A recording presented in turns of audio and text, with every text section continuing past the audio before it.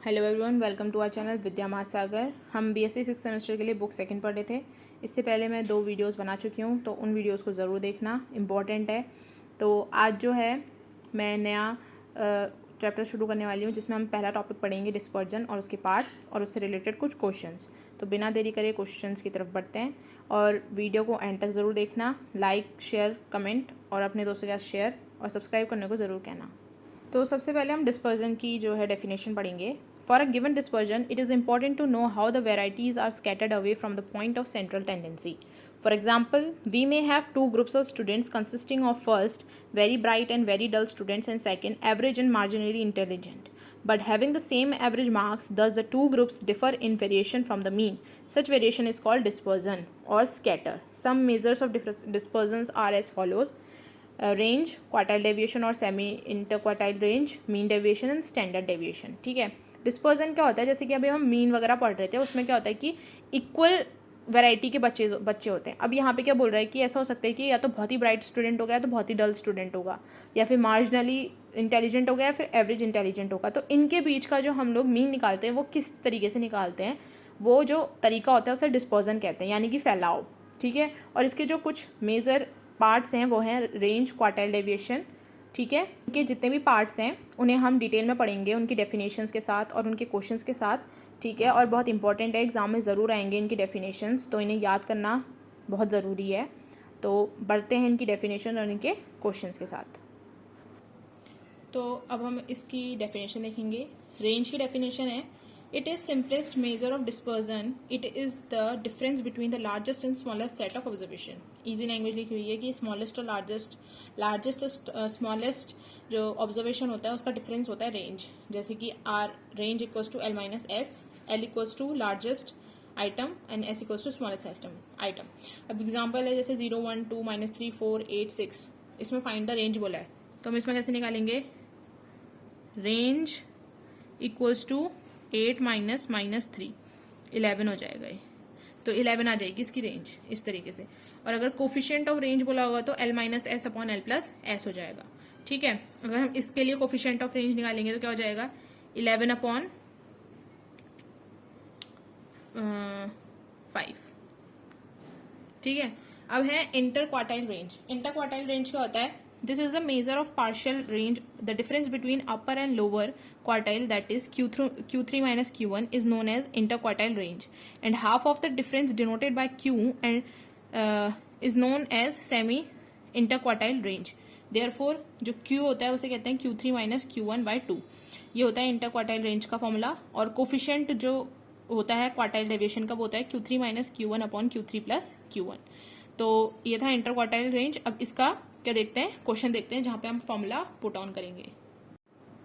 Question है, find out quartile deviation and its coefficient from the following data.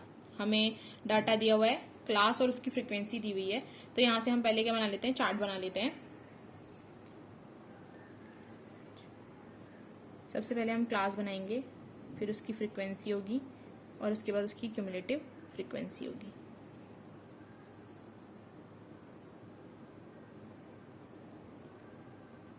यहाँ पे होगी क्लास, यहाँ पे होगी फ्रीक्वेंसी और यहाँ पे होगी क्यूमुलेटिव फ्रीक्वेंसी। क्लास कितनी है? 4 एंड 8, 8, 12, 12, 16, 16, 20, 20, 24, 24, 40, 28, 28, 32, 32, 36, 36 एंड 40। फ्रीक्वेंसी है 6, 10, 18, 30, 15, 12, 10, 6, 2। क्यूमुलेटिव फ्रीक्वेंसी एडिशन करके निकलती है 6, 10, 16, 16 और 18, 34, 34 एंड ये 64, 64 और 79, 79 और 12, 91, 91 एंड दिस 9, 101, 107, 109। जो क्यूमुलेटिव फ्रीक्वेंसी का जो लास्ट होता है और इसकी जो फ्रीक्वेंसी का सम होता है वो 1 होता है। तो ये कितना हो जाएगा? 109। हम ऐसा क्यों कर रहे हैं? क्वार्टाइल निकालने के लिए सबसे पहले हमें क्या चाहिए होता है? Q equals to Q3 minus Q1 upon 2। तो क्वार्टाइल का फॉर्मूला हमें पता है। Q3 और Q1 निकालने पड़ेंगे, फिर इसमें पुट करके आंसर निकाला होगा। तो क्वार्टाइल का फॉर्मूला निकालने के लिए सबसे पहले क्या करना होता है, अगर Q1 क्वार्टाइल के लिए निकालना है तो कितना हो जाएगा n/4, और n कितना है 109/4, तो ये कितना हो गया 27.25। 27.25 क्यूमुलेटिव फ्रीक्वेंसी में चेक करेंगे तो 16 और 34 के बीच में। तो इसको हम ब्लैक पेन से मार्क कर लेते हैं। Q1 के लिए 34 हो जाएगा। 34 वाली लाइन में चेक करेंगे, पहले इसका फॉर्मूला लिख लेते हैं। फॉर्मूला क्या होता है, Q1 = L1 + I/F n/4 - C। तो इसके लिए Q1 के लिए L1 कितना होगा 12, डिफरेंस कितना है 4, ठीक है। F कितना है, फ्रीक्वेंसी क्या लेते हैं 16 ऊपर वाली, और CF कितना है 30, सॉरी फ्रीक्वेंसी हो गई सामने वाली 18, और CF हो गया ऊपर वाला 16। ये वाली F होती है फ्रीक्वेंसी है क्योंकि, और ये CF होती है उसके ऊपर वाली। अब यहाँ पुट कर देंगे फॉर्मूले में, L1 12 + 4/18, n/4 की वैल्यू 27.25 + 16। Q1 को पूरा सॉल्व करके मैं डायरेक्ट लिख देती हूँ, इसका आंसर आ रहा है 14.5। Q1 की वैल्यू आ गई। अब वैसे ही Q3 की भी निकालनी है। Q3 = 3n/4 होगा, क्योंकि हमें 3 के लिए निकालना है। तो 3 × 109/4 = कितना आ रहा है, ये 32.7/4 आइटम, यानी कि 81.75। 81.75 79 और 91 के बीच में होगा, तो 91 वाला लेंगे, यानी कि 1 2 3 4 5 6 1 2 3 4 5 6, यानी कि 24 और 28 वाला। तो Q3 के लिए जो L3 होगा, क्योंकि लोएस्ट टर्म ले रहे हैं तो इसको L1 ही मानते हैं वैसे तो, इसको लेंगे 24, I4 होगा, F कितना होगा 1 2 3 4 5 6 1 2 3 4 5 6, F12 होगा, CF होगा 79, और क्या चाहिए होता है, और तो सब है, ठीक है। Q3 की वैल्यू आ जाएगी 24 + I/F, 3n/4 की वैल्यू है 81.75 + 79। तो Q3 को टोटल सॉल्व करके आपका आंसर आएगा 24.92। हमने क्या निकालना था, Q1 और Q3। इसके बाद तो सीधे हमें क्या करना है, पुट करनी है वैल्यू। तो क्वार्टाइल डेविएशन निकालने के लिए फॉर्मूला क्या होता है, Q = Q3 - Q1/2। Q3 की वैल्यू कितनी है 24.92 माइनस Q1 की 14.5/2। तो इसको सॉल्व करेंगे तो क्या आंसर आएगा, इसका डायरेक्ट आंसर आएगा 5.21। ये हमारा क्या था, quartile deviation. Coefficient of quartile के लिए क्या निकालना होता है, कोफिशिएंट ऑफ क्वार्टाइल को मैंने ऐसे शॉर्ट में लिख दिया, तो हो जाता है Q3 - Q1/Q3 + Q1, यानी कि 24.92 - 14.5/24.92 + 14.5। तो इसका आंसर कितना आ रहा है 0.264। डायरेक्ट आंसर लिख दिया, आप इसको चेक कर सकते हैं। तो इस तरीके से क्या होगा, क्वार्टाइल डेविएशन वाला सॉल्व होगा। हमें क्या बनानी है, क्लास, फ्रीक्वेंसी, CF। ऐसा हमने क्यों किया, क्योंकि हमें क्वार्टाइल में क्या चाहिए होता है, Q1 और Q3, और वो निकलेगा क्वार्टाइल फॉर्मूला से।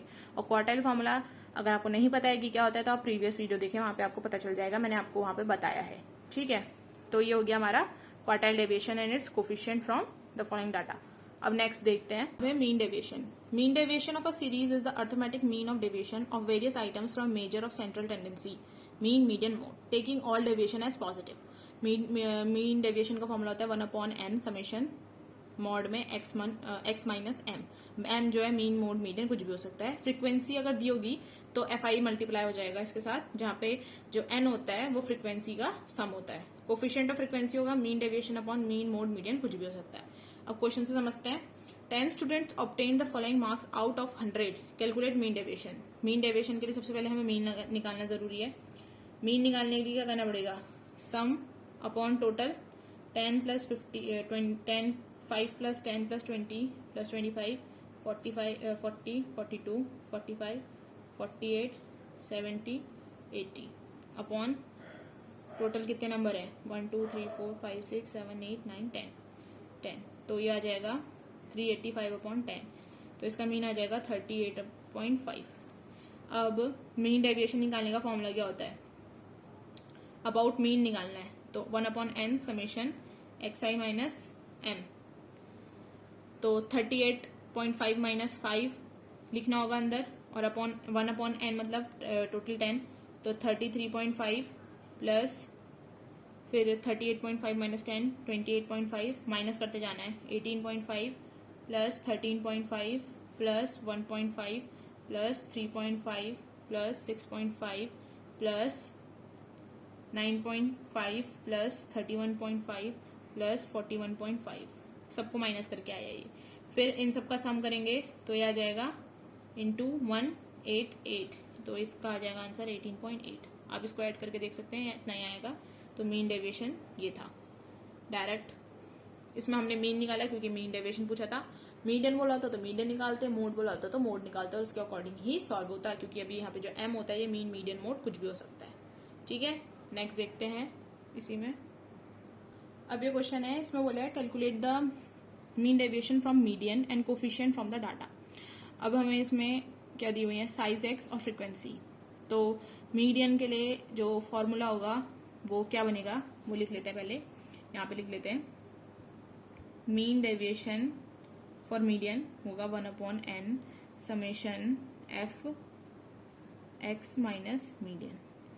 तो जो हमें टेबल बनानी होगी उसमें हमें क्या क्या लिखना होगा, पहले तो साइज आएगा, फिर फ्रीक्वेंसी आएगी, फिर क्यूमुलेटिव फ्रीक्वेंसी आएगी, फिर उसके बाद x माइनस एम डी आएगा, फिर F X minus M D आएगा। मतलब इतना बड़ा बनाना पड़ेगा ताकि हम फॉर्मूले में जब पुट ऑन करें तो डायरेक्ट आ जाए। ये साइज x, ये फ्रीक्वेंसी, ये क्यूमुलेटिव फ्रीक्वेंसी, ये x माइनस एम डी, ये F X minus M D.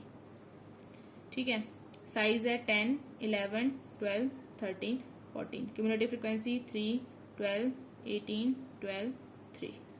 ये हो जाएगा 3 15 15 18 33 33 45 48।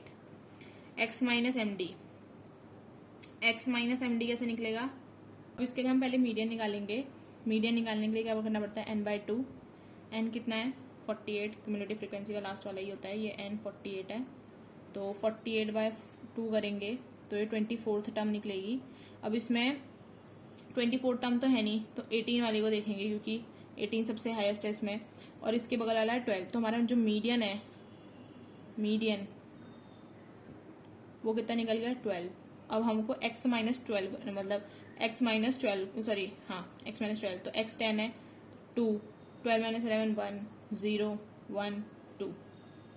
अब f से इंटू कर देना इसे, तो 3 2 6 12 12 18 0 0 12 12 3 2 6 आ गया सब कुछ। अब हमारा जो फॉर्मूला है median equals to 1 upon N summation F X sorry mod में x माइनस एम डी। तो सम 1 अपॉन एन की वैल्यू 48 है, सम कितना हो जाएगा, इन सब का सम कितना हो जाएगा 24 30 36 हो जाएगा। तो यह आ जाएगा 0.75। ये तो हमारा क्या निकला मीडियन। कोफिशिएंट ऑफ मीडियम कैसे निकलेगा बताया था, mean deviation upon median. Mean deviation कितना आ रहा है हमारा 0.75 और वो कितना है 12, तो ये कितना आ जाएगा 0.0625।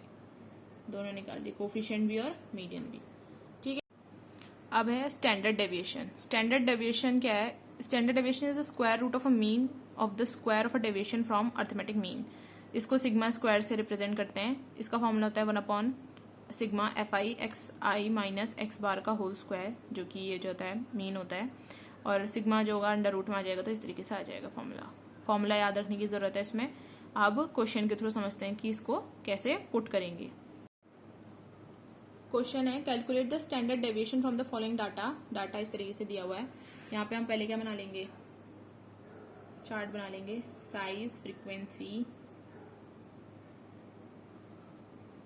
फिर मीन वेरिएंस जिसको x बोलते हैं, फिर x माइनस एक्स बार का होल स्क्वायर, और उसके बाद x माइनस साइज f mv या फिर x fx x minus X bar का होल स्क्वायर, और फिर लास्ट में f x minus X bar का होल स्क्वायर। यह है 0 to 10, 10 to 20, 20 to 30, 30 to 40। Frequency है 1 2 4 3। x है मीन मतलब बिटवीन का 5, 15, 25 एंड 35।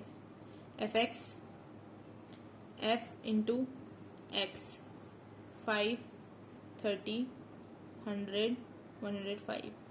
फ्रीक्वेंसी का सम कितना होता है, समेशन ऑफ एफ एक्स 240, और ये n होता है, इसे 10 है।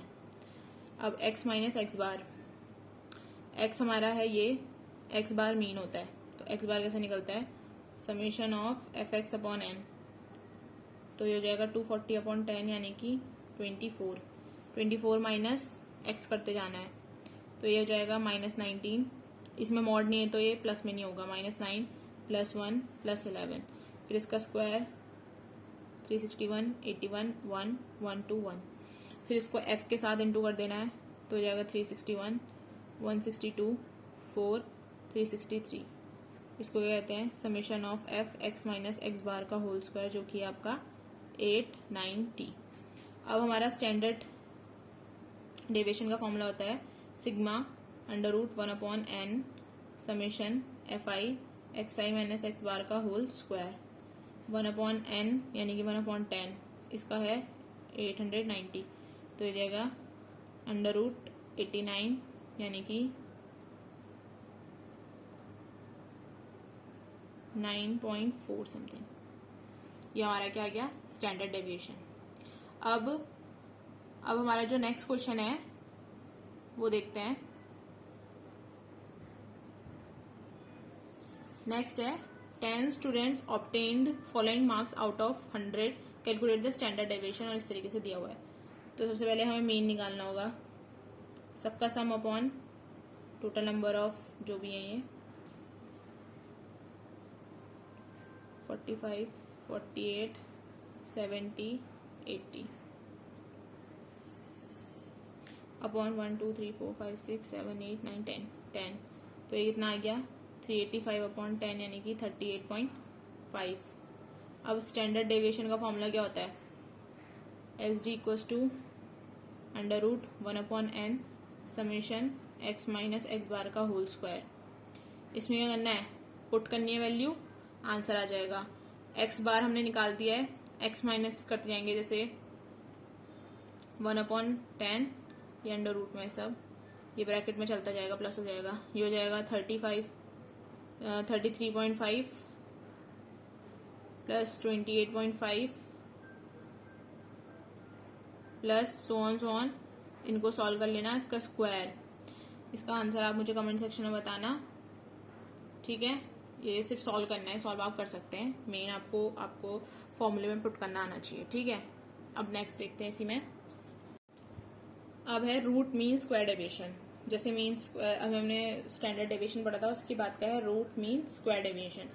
इसमें ये डेफिनेशन आ सकती है, इसलिए मैं बता रही हूँ। If deviation are taken from an arbitrary value instead of X bar, this statistical quantity is known as root mean square deviation. Root mean square deviation is the positive square root of mean of square deviation from any arbitrary value a and denoted by s। यहाँ पे जैसे हम लोग अभी क्या लिख देते हैं, सिग्मा स्क्वायर का formula 1/n sigma xi minus X bar. ये इस x बार की जगह पे कोई आर्बिट्री कांस्टेंट a आ सकता है, ये हो जाता है रूट मीन स्क्वायर डेविएशन, ठीक है। इसका जो डेफिनेशन वो आ सकता है, इसलिए मैंने बताया। वैसे ही मैंने जितनी भी अभी डेफिनेशंस और क्वेश्चंस बताए हैं, ये क्वेश्चन पूछे जा सकते हैं एग्जाम में डेफिनेशंस के साथ, तो इन्हें डेफिनेशन के साथ याद करना, और फॉर्मुलेज भी। तो आज के लिए इतना काफी है। जनरल को डिस्पर्जन के पार्ट्स और सब कुछ बता दिया, इनके अंदर क्वेश्चंस कैसे बनेंगे। तो वीडियो को लाइक जरूर करना, कमेंट जरूर करना, और अपने दोस्तों के साथ शेयर करना। Till then take care, good bye, see you.